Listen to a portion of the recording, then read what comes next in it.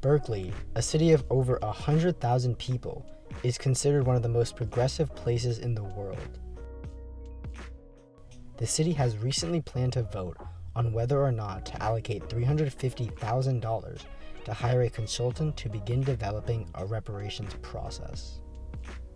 If this proposal is passed, Berkeley would be one of the few places to directly grapple with the country's legacy of discrimination and its host of other issues, including lesser generational wealth for blacks, poorer education, shorter life expectancies, higher incarceration rates, redlining, and more.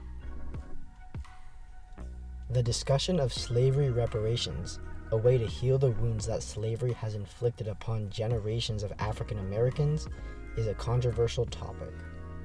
Experts have begun the discussion regarding what reparations should look like.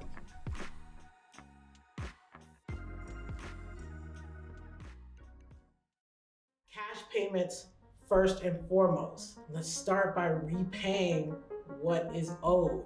The labor that the Black American slaves gave was free labor, never got paid for those services. Reparations would be a whole new book. So the cash payments that Berkeley has discussed for reparations, I don't know if that should be the top priority, and here's why. Money is one thing, but I feel giving that money to people is not the same as making long-term investments in communities. Berkeley has the label of being a progressive city, particularly the Bay Area is one of the most segregated places in the country. So how can you claim to be a progressive if people are living segregated? It's time that with this reparations discussion, we get beyond the pretense. Like, it doesn't matter so much to me as what you think or what you say you are, it matters what you are. And what Berkeley is a highly unaffordable city for non-white people. So I think concentrated investment in housing has to be a top priority, right? Concentrated investment in opportunities, like whether it's rec centers or whether it's grocery stores or whether it's schools. Like, you have to invest in the community if you want the community to succeed. What if Berkeley decided, okay, here's what we have for reparations. Here's the amount of funds we have for reparations of whatever kind, right? And then there became a series of African American community conversations in which people could say, what we really need are homes. What we need is health care. We need some, if we're going to have cash, let's put them in bank accounts for our kids, so when they turn 18, they have an economic cushion, right? Which may not necessarily occur to a policymaker. But what if, in those series of community conversations, there became a menu of possible ways to address this that actually derive from the community, and then policymakers can then take a look at that and go, oh, okay, given resources and time and all the things, how might we respond to this message from the community as opposed to us deciding what's best for them? My name is Sophie Hahn, and I am a city council member in Berkeley, California, and I represent District 5. Cash reparations are absolutely something that we should be looking at. I think they're justified.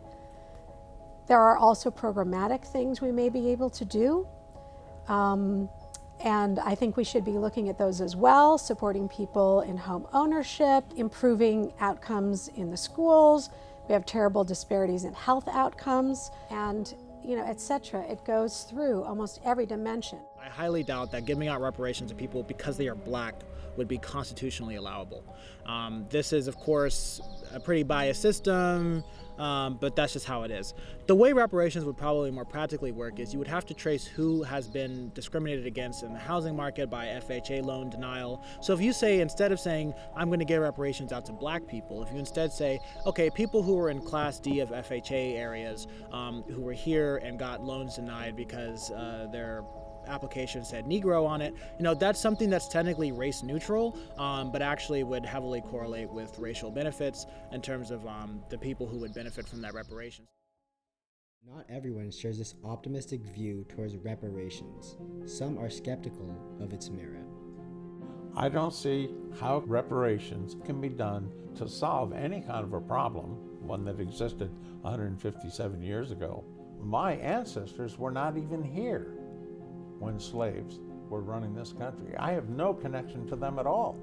Why should I be forced to pay for the mistakes made of previous generations? Now, what about the Black Lives Matter movement? They have lots of money.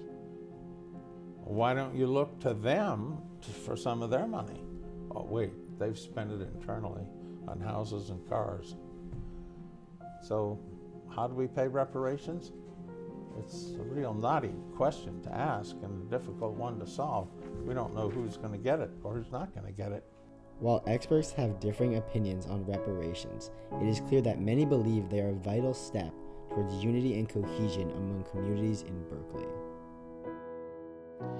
If the black community in Berkeley knew that streets were safe, that they were not being over-policed, that their kids were going to go to school and have full bellies, and the white folks knew that, and the Asian folks knew that, and everybody knew that, I think it would reduce community tension a lot.